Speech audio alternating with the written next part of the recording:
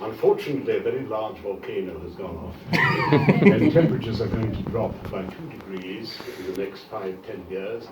So consequently, there won't be enough food for you chaps to eat. So we have in our seminar decided that some of us will have to make sacrifices, and you'll be delighted to know that you are the ones who are going to have to make the sacrifices. Thank you very much. This press conference is now. My assistant will take questions. Jolene, Jolene, Jolene, Jolene, I'm begging of you, please. Hi folks, Rory here from Team Venom Media on day 2 of the MCM Comic Con. Just a very quick introduction because there's not really a lot I need to say. If you've seen the first part, check that was great. If you haven't, check it out.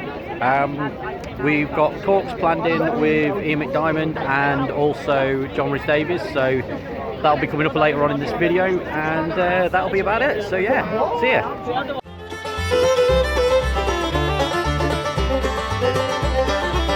What's your name? What's your question? Hi, my name's Rory.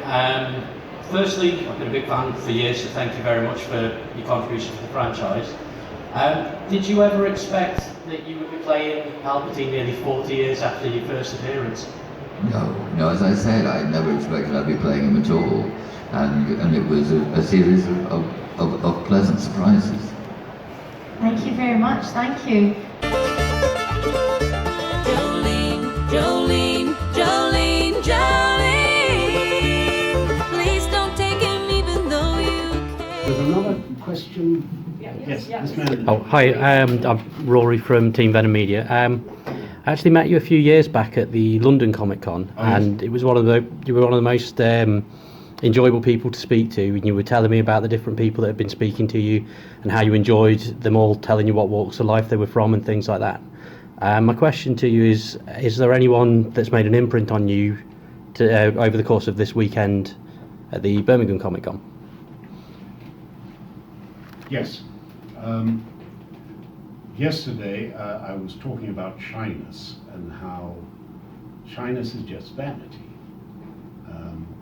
And if you go into a room with a group of people like this for an interview, for instance, and you start thinking they're all judging me, you are immediately on the defensive.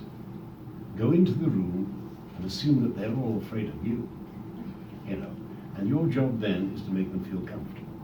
Now, that's basically what I was saying yesterday.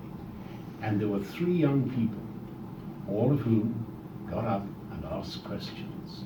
And one even came up on the stage with me, which means that either I am very lucky, or maybe something that I said actually hit home a little bit. Met a 15-year-old boy here yesterday who wants to be a rocket engineer. Told them that science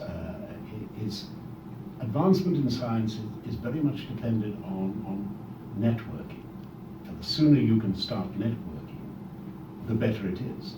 And I suggested they join the Planetary Society to get to know the people there, because the Planetary Society, and there are others like it, are filled with older people who have actually got their Nobel. They do work or did work at NASA or Jet Propulsion Lab and things like that. And their function is to bring on the next younger generation of scientists and engineers and architects and botanists and biologists and astronomers and things like that.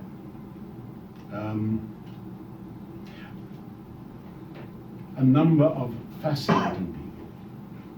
And I have to tell you that I have changed over the last 20 or so years. The first fan convention I went to, I thought, oh God, why am I being asked to go here? Who are these weirdos? Can't they get a proper life or something like that? Jesus Christ. And I went. And slowly I realized, actually, they do have a life. And some of them have a very full life. In fact, some of them are extraordinarily rich in terms of their life. And the more I started asking them about them, the more I got to understand the value of a Comic-Con where you dress up and something like this. You're in a small community. You love science fiction. You love science fantasy. You would love to be on the deck of Voyager in your dreams, but you're the only person in the community who does this. So by definition, you're a weirdo. You're a freak. And you go to a fan convention and discover the world is filled with other people with the same dreams, the same imagination. You're not a weirdo. You're not a freak. And that can actually literally save sanity and lives.